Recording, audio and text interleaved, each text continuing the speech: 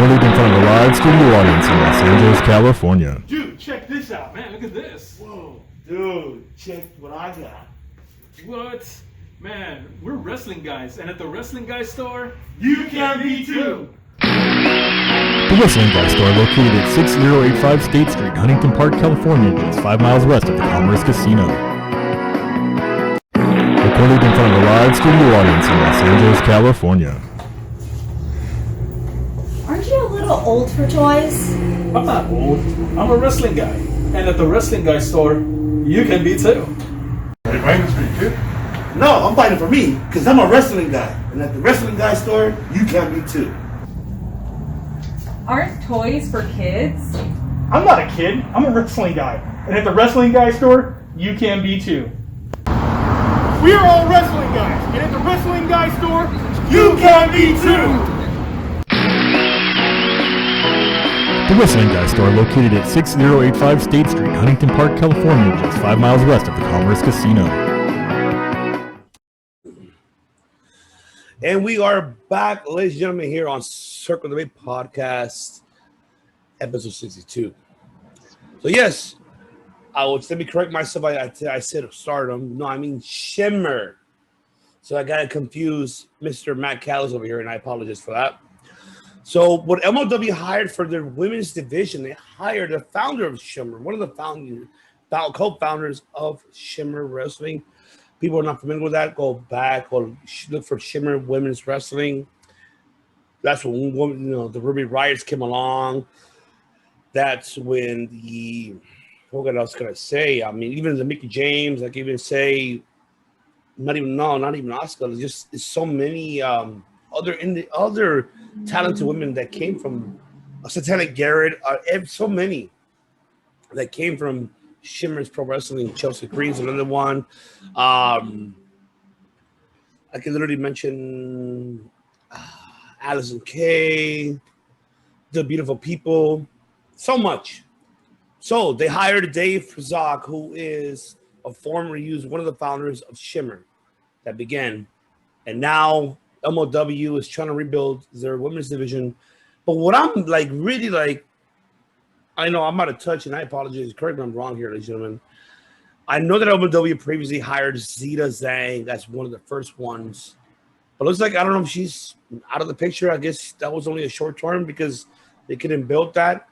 But I'm here to ask Mr. MGC because he is the one with the 69 answers in his brain. Remember that, ladies and gentlemen, the 69 answers in his brain. Are you looking forward with MLW building his women's roster and with this individual who's been obviously the founder of Shimmer, and I'm pretty sure you're familiar with Shimmer as well. Do you feel that he could get involvement like with Stardom and with Yoshi Pro, Tokyo Joshi Pro, and with and Cayenne and Chocolate too? So do you? I mean, Chocolate Pro. Excuse me, thank you. What do you feel that this division could probably have that relationship to bring Japanese, women's, professional wrestlers to MLW? What are your thoughts that this individual is he capable to bring finally a women's division in MLW? What are your thoughts about that? There's so many smaller promotions in Japan out there for women, especially like we mentioned Choco Pro, and there's also Wrestling Diana and Sendai Girls and stuff like that. There's a lot of small ones, and sometimes because AEW's they're exclusive to Tokyo Joshi Pro from the looks of it, and Stardom a little bit too, but I think and Choco Pro because Emi Sakura always shows up, but for the most part, like Diana and Sendai Girls, they need more places to go. So MLW might be the place for us to see them in the United States. So just having more places to go is always good for the business as a whole, for us to see people from smaller promotions. And that's probably going to enrich MLW to be a place for us to see like a greater variety, because we already see luchadors on the regular from AAA and and CMLL and wherever else on MLW to begin with. So and I remember we were seeing some Noah on there as well. So hopefully we could get some more like partnerships and stuff like that. You know, I hope so too. And I'm looking forward to seeing that. And if that does happen, though, I think this will kind of like put the MLW roster in a great position where they need to be, excuse me, on the women's side, besides the men's side, which we'll talk about very briefly. But I feel like the women's side, it's about damn time. Court Bauer, you're watching this. I know that you watch our brother George McKay from Straight Talk Wrestling. He does MLW Rewind, and we barely cover MLW. But I mean, we respect obviously the brand, the product, and everything what you do. And I'm hoping that this individual they hired is able to lead you to the right path, like how Mr. Matt Callis gets you to those promotions together and cross promote. That would it'll be a phenomenal thing to do. Heck, you could do an all women's tournament, like remember Ring of Honor is doing with the Women of Honor tournament with Marie Kanellis Bennett is doing that, and I'm enjoying it by far as well. Like I said, once a year at Circle Debate, we provide as much knowledge as we can, but there's so much pro wrestling content to be able to provide for all of our user subscribers and our audio platform listeners. But another thing I want to talk about is we're on the subject of MLW, Mr. Matt Callis. We got one this Saturday coming up, July 10th. This tomorrow, which is tomorrow. We have MLW Battle Royale 3. We have a lot of matches coming up.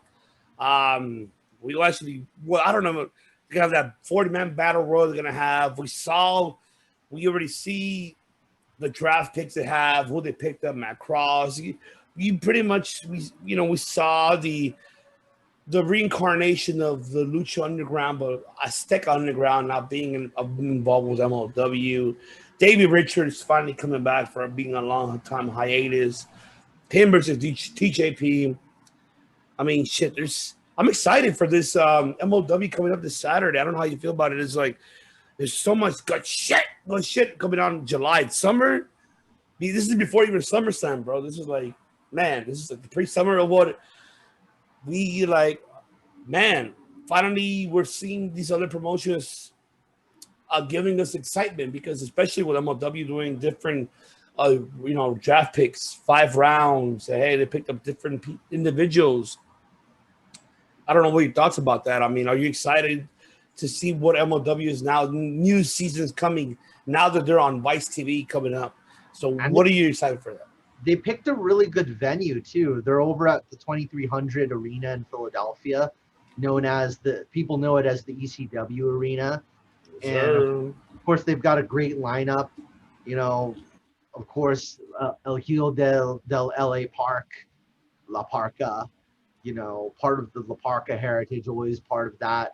But getting to see, like, whenever I want to see any of the La Parcas or La Parca family members, I'll flip to MLW, but we get so much more than that in addition. So it's pretty cool that they have a battle royale. So I'm pretty excited to see that as well. Oh yeah, definitely. I'm more excited. I'm very excited. We're all excited for it. I can't wait to hear like one of our brothers from the League of Extraordinary podcast talk about that. George McKay from Straight Talk Wrestling. I'm looking forward to hear his recap, and we'll give our recap as well because we're excited to as well. Because we're not only focusing on major promotions. I mean, I'm not saying that MLW is not a major promotion. Saying like it's like how I said it once again. We have so much content to cover, so much coverage, which brings to another one, which is right here, right over here. Yeah. I'm not the reverse camera. Best in the world of what Matt does and what I do, because but we're not. That's gonna be the end. But yeah, Ring of Honor Best in the World coming the following day. It's a Sunday. So make sure you catch that on as well on ringofhonorworld.com. Make sure you subscribe and tune in. Man, the card is stacked, man. I'm looking forward to seeing this. I mean, Jesus, we have the Briscoe brothers, Brian Johnson versus Brian Johnson, PJ Black. We have the Foundation, Ray Titus, Tracy Williams versus Violence of Leonard, Chris Dickinson, Bone Dirty, and Homicide. We love Homicide. OG. Back. Yes, sir. The Shane Taylor Promotions we have, of course, versus Jake Rayburn, Dalton Calcer, and Eli Ism. So, and the pure title on the line. This is the one I'm really excited. Jonathan the Octopus Gresham versus Mike Bennett. And that one's exciting. Then we have Tony Deppen versus Dragon Lee for the television title. I'm looking forward to seeing that. Dragon Lee finally get his rematch after his surgery from the ear. He went all out. EC3, Flip Gordon, EC3 and Flip Gordon. That's going to be another interesting to see as well. We have Josh Wood, Silas Young. Obviously, Josh Wood was a young protege, but he decided to separate ways and fuck it. He's like, I'm going to do my own shit. And the other one, and Jay Lethal versus Brody King. That's another one, too, that I'm looking forward to. Those are two very beloved baby faces in Ring of Honor. The Leader Foundation versus Leader of Fighting by, Fighters Unlimited. So that's something I'm looking forward to. And then Flamita, who turned demonic, tried to bust Yushin Thunder Liger. Sorry, bro. I know you're gonna hate me for that. What I'm saying, but I apologize. You turn on Bandito and Ray Oris. You lost your 6-man tag championship, and then you turn and become demonic Flamita. Like, okay, you're not Yushin Thunder Liger, bro. You can't be Kishin Thunder Liger, bro. You cannot be that. But I'm looking forward to seeing that. I know Ray Oris is like the main honcho, the booker for Ring of Honor. So by far, I'm loving this card.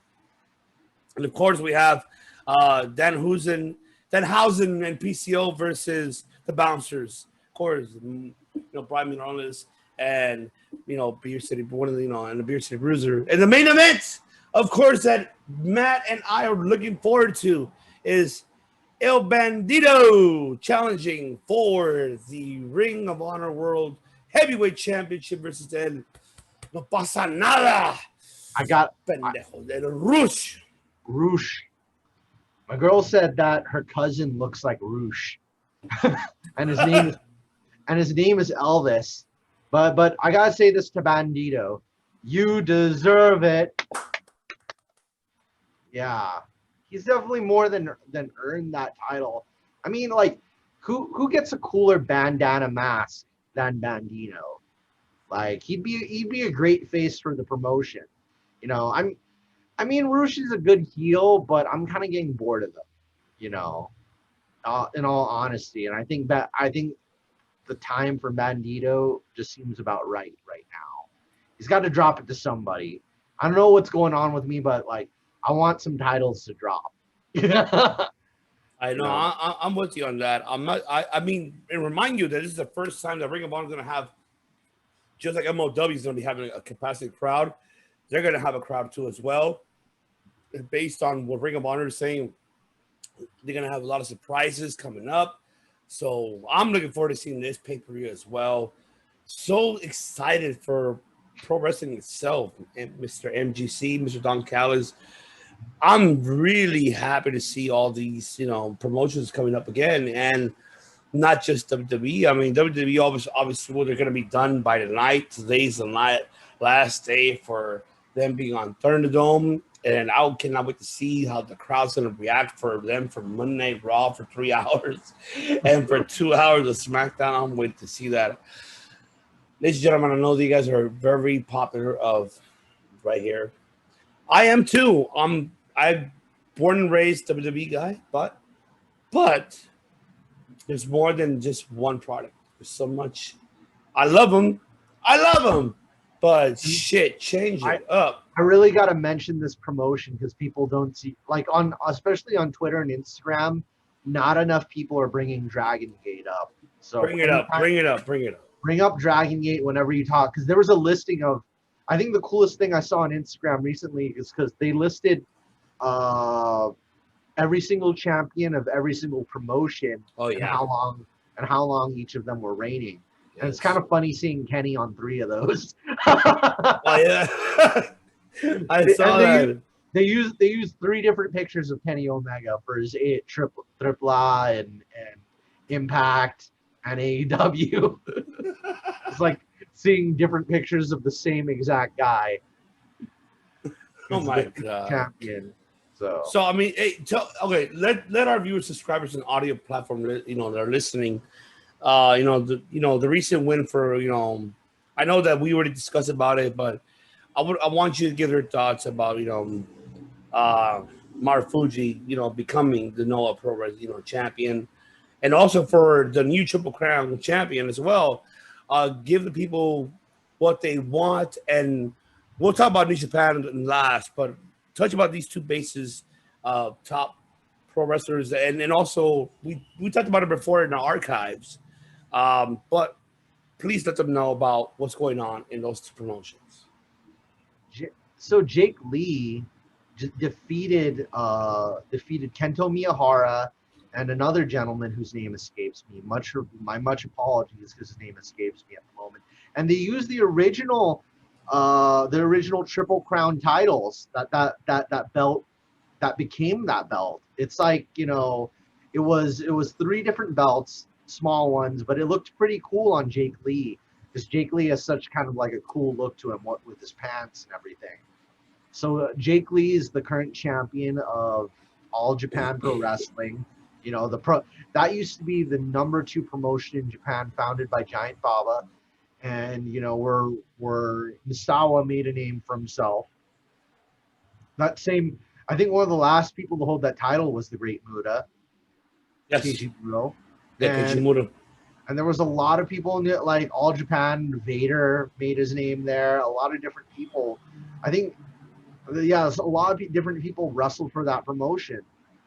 So, and then Pro Wrestling Noah, of course, Marufuji defeated Keiji Muto for the Pro Wrestling Noah GHC Global Honored Crown Champion, World Heavyweight Championship. So, my conclusion is I want both Jake Lee and Marufuji to defend those titles on American soil in either Impact, AEW, and we got MLW, we got Ring of Honor, we got so many places they could take that title, and doesn't mean you have to have an exclusive partnership. Kenny's doing his world tour. Let's see them do their world tour without those titles too. And let's get that. I had my fingers crossed for Kenny versus Keiji Muto, but I don't know. It could still happen. It's still possible, but there's just less of a reason now that Marufuji's champion. But we could get Marufuji versus Kenny, because we had that before in DDT way back in the day, but that wasn't the same Kenny. That was a very green, young Kenny Omega back then. Yeah, but that was DDT, right? DDT, right? Yeah, that was during DDT. It was a very young and different Kenny Omega back in those days. So facing Marufuji, because Marufuji he's more of a veteran than many people realize. He defeated Misawa for the GHC championship. So and Misawa in Japan, he's like one of the patron saints of wrestling in Japan. People. Hardcore training wrestling fans have known about Misawa since like the late 90s. People held up signs at WWE events that said Stone Cold fears Misawa. So, yeah, no joke. So, let me ask you this one though. I know that you've been on hiatus for a minute, so I know that I mentioned it like last week, but I want to get your thoughts. I want to hear finally your thoughts.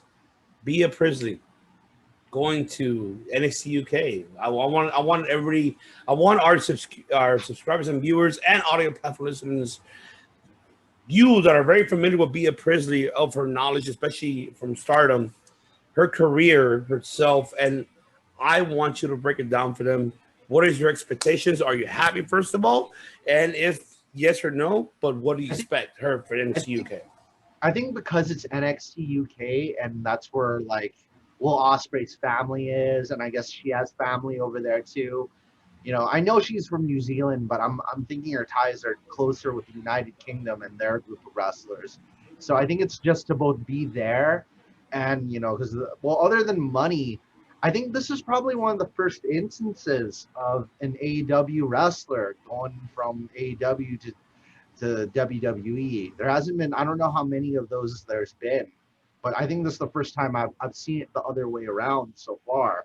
This could be a historic moment and something people should keep in their trivia footnotes, Well, but I mean, my apologies for something, but do you consider that her being a short term in AEW, like an AEW wrestler. No, I feel that she's more of a stardom though. But I mean, that's just me. Yeah, but she only had what, like 2 or 3 matches and a few. Yeah, that was it. There was Yeah. nothing much.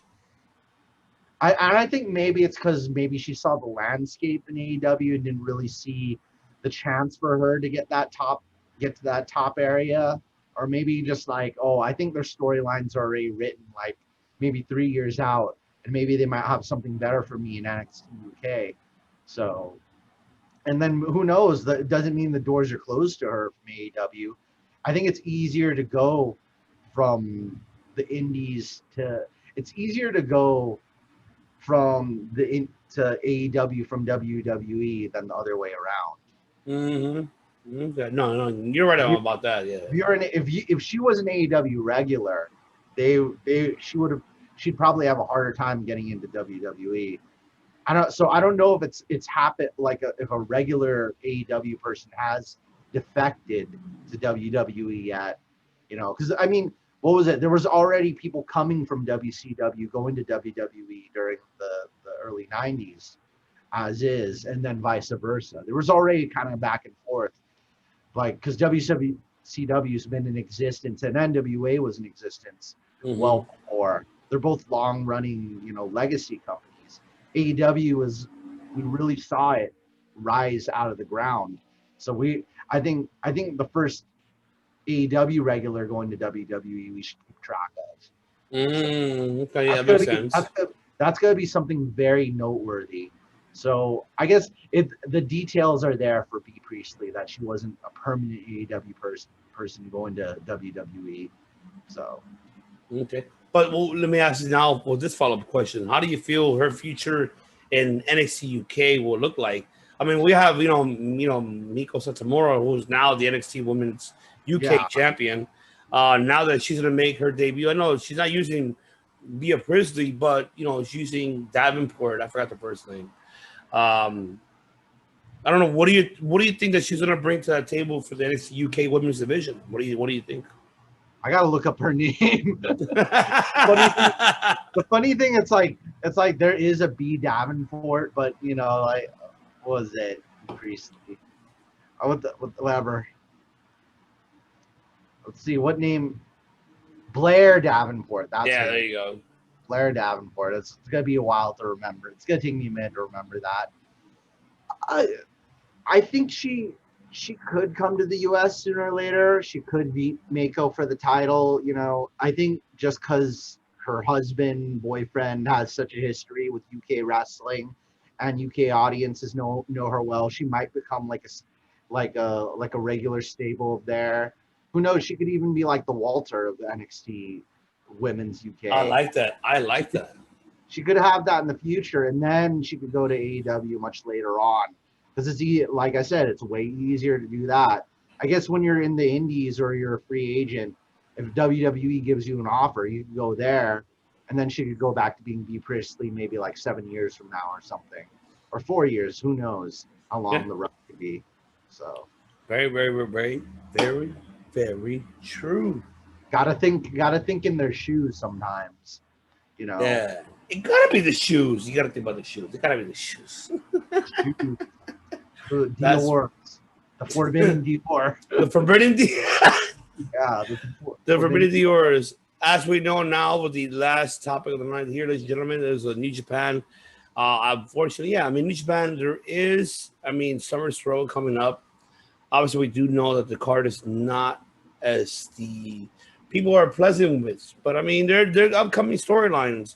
Even when New Japan's strong, but now with the debut of Josh Alexander there, we have tonight, ladies and gentlemen, at 7 p.m. Pacific Standard Time, 10 Eastern Time.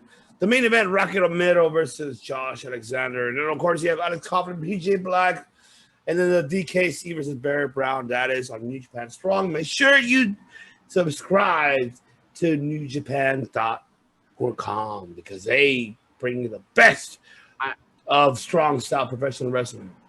I'm dying to see that confrontation between the Good Brothers and the current Bullet Club, because we're really going to see where that Bullet Club storyline goes. The second Find out. the second current Bullet Club attacks the Good Brothers, they become enemies of Kenny Omega. And we're going to see the continuation of that storyline finally. And the second that comes into the picture, we could get Kota Ibushi coming into that picture. And Yeah. then those two New Japan and AEW worlds will finally cross over into each other in a deep form. Like the Good Brothers, Tama Tonga is just not going to stand around and do nothing while the Good Brothers. No, but you know what? I wish I was going to make an announcement. I'm going to make it now. I'm going to make it right now. This Monday coming up, ladies and gentlemen, I was a guest host on the Turnbuckle Tavern podcast.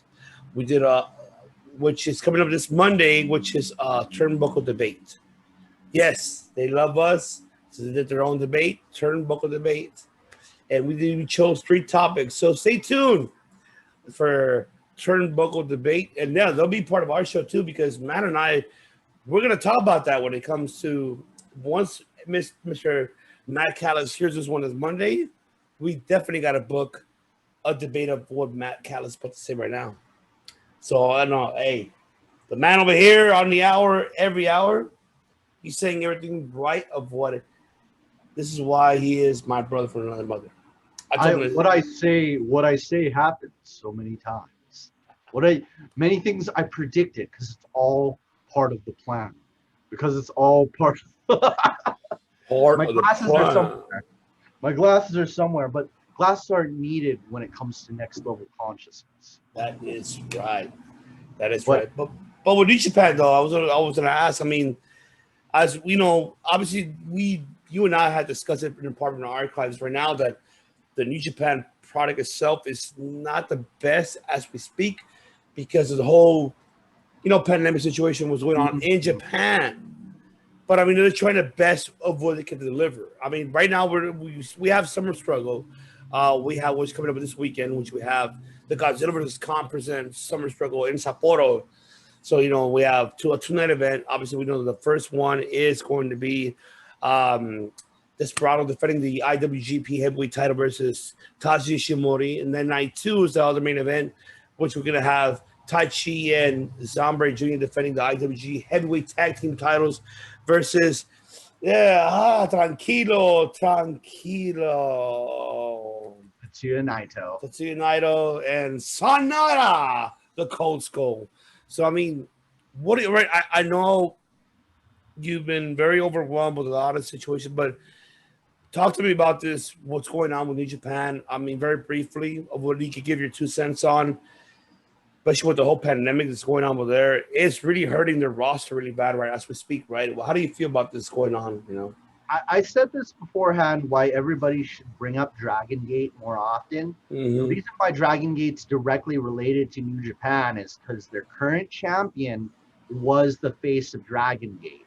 Right. Shingo Takagi is a multi-time Dragon Gate champion. His past with Dragon Gate, I think, is the main reason why his moniker is the Dragon, Shingo Takagi.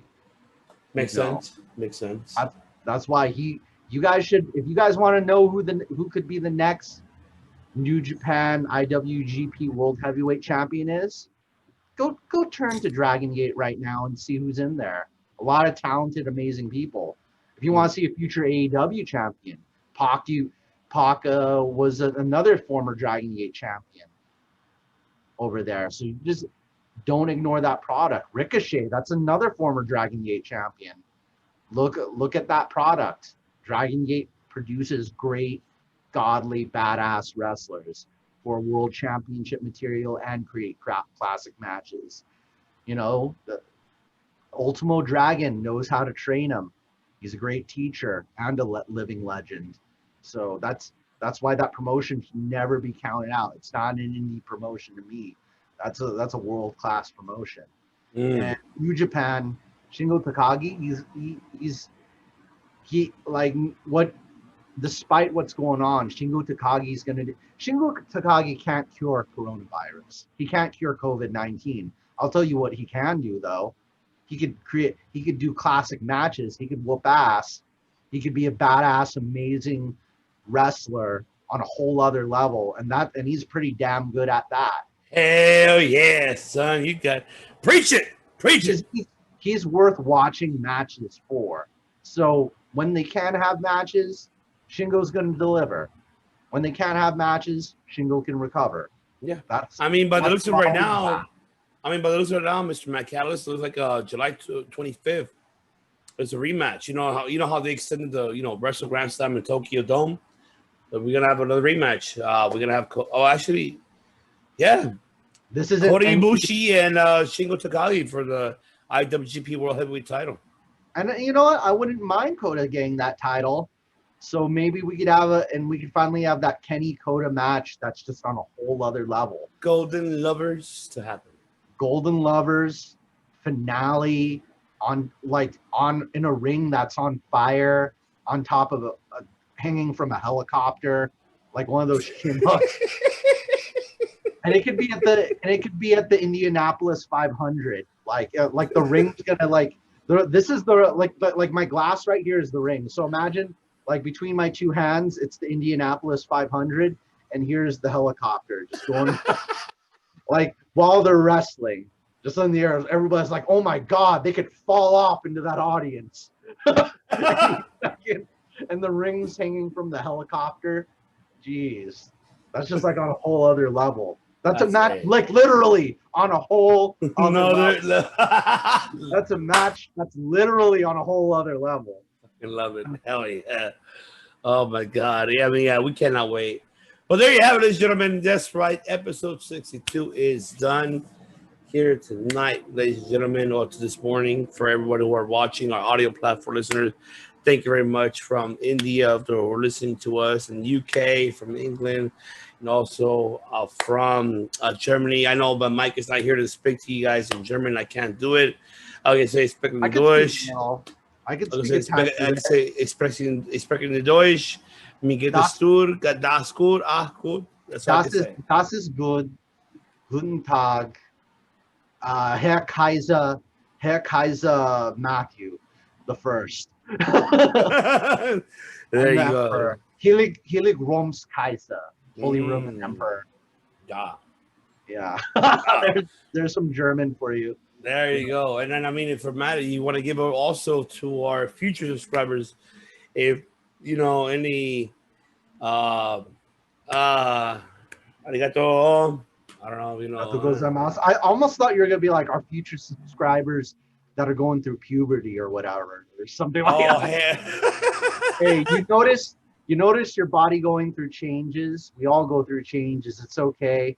You're eating more. Your body. Me? No, my voice went up ever since I went back to at the bar working.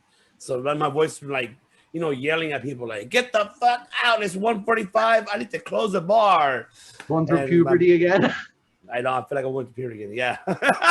You're growing up. You're starting. Growing up. You remember buying Scantrons?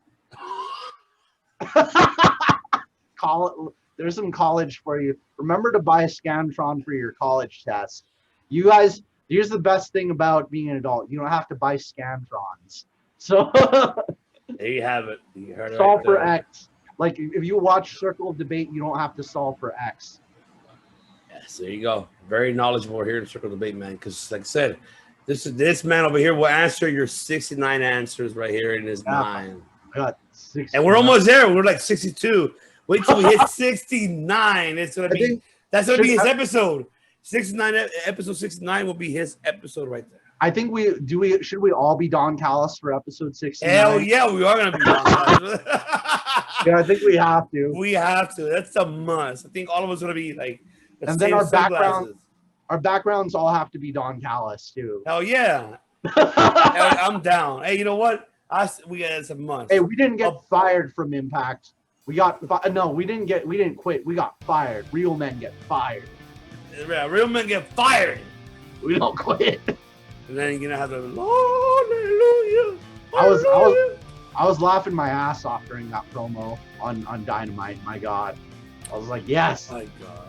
Total next level consciousness. Oh yeah, that's why your client, Mr. Money Mike Lopez, is not here. Because he was the next level consciousness because I don't know what the hell he's doing. I don't know what he's.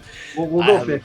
Oh yeah, but ladies and gentlemen, yes, once again, we like to thank you all for tuning in here on Circle the Debate, episode 62 here on Circle the Debate podcast. Once again, we would like to thank all of our audio platforms, listeners out there from Apple Podcasts, Spotify, Bullhorn. That's another new one that I am not familiar with. Now they're listening to us a lot more.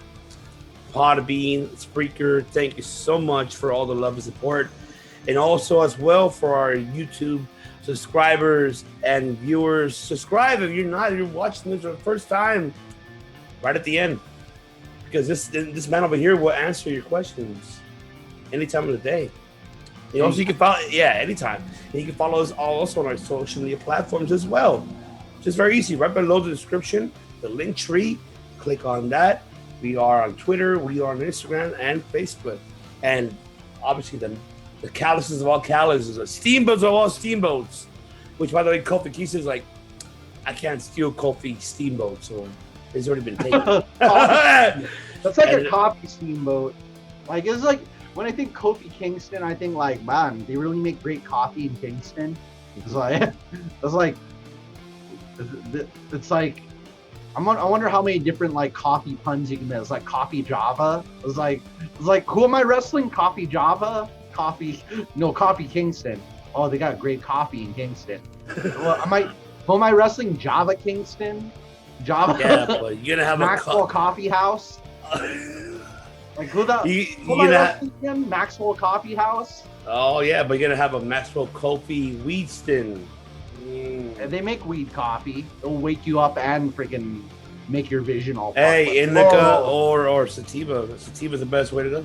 You got dry mouth. You got dry mouth and moist mouth at the same time. And there you have it, gentlemen. Yeah, but next week we will be right back. We'll be back next week with another new 6-3 episode. You will see the recap that we're gonna have for Fighter Fest and for MLW Battle Riot and for the Ring of Honor Best of the World and much, much more. And we will predict actually for WWE Money in the Bank. I know a lot of our fans are asking for us to predict it. We will. And we will absolutely will. We have to predict it. And also stay tuned to watch the tag team battle that Money Mike and I had to go through versus, of course, the Messiah podcasting Hafiz and the Tribal Chief podcasting Devin from Clark Street Wrestling. That's going to be a battle. We're going to have to fight for them. This is going to be AEW versus WWE. Thank you, Mike, for putting me in this position. Yes, you're going to be watching this, and I know you're going to be hating me. Yeah, thank you for doing it for me. But yes, I will lead the way. I will lead the way. The way. But I know Matt Callis will be alongside with me. It'll be a whole different story because he knows the 6-9 questions to answer everybody. But the boycott of Insexy Podcasting, you know. Boycott. So once again, we appreciate you all for tuning in here at Circle the Debate Podcast, episode 62. And of course, I am gonna let the man to end it, and to tell everybody, to our audio platform listeners, and to our viewers and subscribers, Mr. Callis, what do we do here in Circle the Debate? We don't make podcasts. We make Fruit Loops. Oh, We make cinnamon frosted Fruit Loops. That's what we make. And we make banana nut muffins. And yeah, that's right. Food culture, Circle the Debate, Circle of Food, coming soon. We really do, though. We really. Oh, that's serious. That's serious. Yeah. We really do. We really do cooking videos. I got a lot of good ones coming up. I got this rosemary chicken thing. Oh my god. That's what I was gonna eat today, but I had Korean barbecue today instead. So there you go. There you have it. With the needle nose pliers, be careful because yeah, he'll. Oh Jesus, yeah. But end it here, man. Tell him. We don't make podcasts. We make history. And there you have it. Good day, everybody.